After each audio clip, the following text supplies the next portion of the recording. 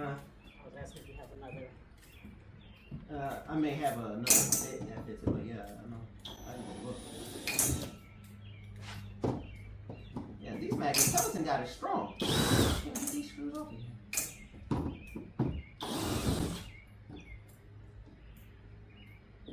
So we can see. So panels got numbered. This is for left and right. This is one. I took this panel off.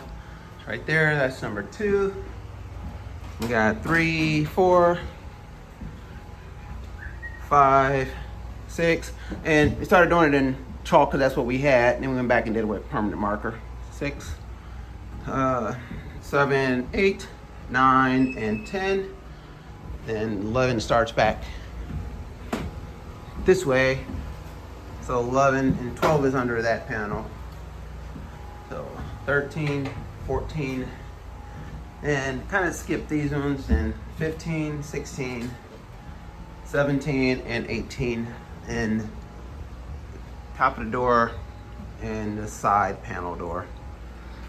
So figure we get these numbered before we start taking them off, so we'll know how to put them back up there. Plan is right now to use the same panels we took off and then put whatever wall paneling that we'll put back up there. So that's the plan now, is to use the same panels and then put something over on top of it. One little quick thing we found out is that we use these little magnets we got from our son.